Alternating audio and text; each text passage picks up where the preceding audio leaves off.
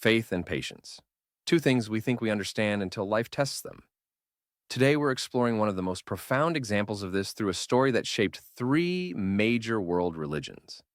That's fascinating because most people don't realize how this single family drama from 4,000 years ago still impacts geopolitics today.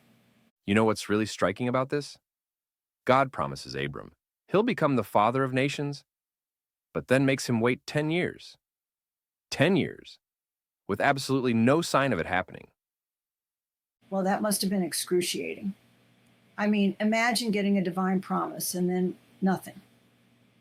Month after month, year after year. And here's where it gets really interesting. Instead of just telling Abram to trust harder, God does something completely unexpected. He takes him outside for this incredible cosmic visual aid. The stars, right? Such a powerful image. And what's fascinating is that modern astronomers estimate there are about 100 billion stars in our galaxy alone. Exactly. And that leads to this pivotal moment where, and this is key, Abram believed the Lord, and he credited it to him as righteousness. This single verse becomes a cornerstone of three major world faiths. So, what happens next? Because believing doesn't seem to make the waiting any easier. Well, this is where things get messy. Despite this profound moment of faith, they decide to, help God's plan along through this cultural practice of using a servant as a surrogate. That's right, Hagar. And this decision creates ripples that honestly we're still dealing with in Middle Eastern politics today. You know what's really profound, though?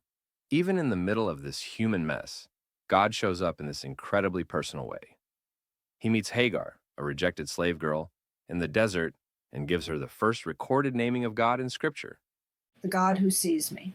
Such a powerful moment. And it really shows how God values those who society overlooks. And here's something fascinating about the covenant ceremony that follows.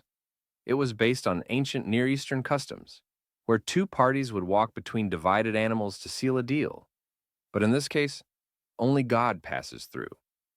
That's really significant because it means the covenant depends entirely on God's faithfulness, not human performance. Exactly. And archaeological findings from the Nusi tablets, dating around 1450 to 1350 BC, show how common these kinds of customs were. The smoking firepot and torch would have been deeply meaningful symbols to ancient readers. Though I imagine the original audience would have also recognized all the ways this story challenged their cultural assumptions. Oh, absolutely.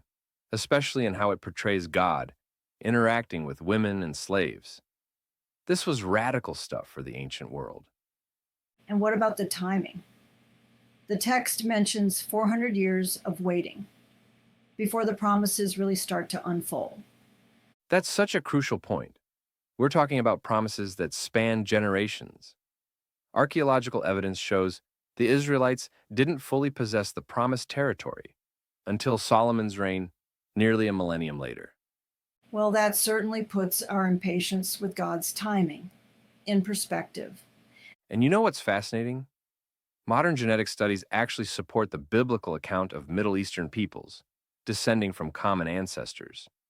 The DNA evidence aligns remarkably well with these ancient family trees. That's incredible, science confirming what faith has always known. But here's the real kicker. This story isn't just about ancient history. It's about how we handle divine promises and human impatience today. Do we trust God's timing or try to force our own solutions? And how do we maintain faith during those long waiting periods? Well, maybe that's why God gave Abram such a visible reminder. Those stars he could see every single night. Sometimes we need those tangible anchors for our faith too. That's really what makes the story so timeless, isn't it? The struggle between divine promises and human timing. And the amazing thing is that God keeps working through all our messy attempts to help him along. The promise doesn't fail just because we fumble the execution.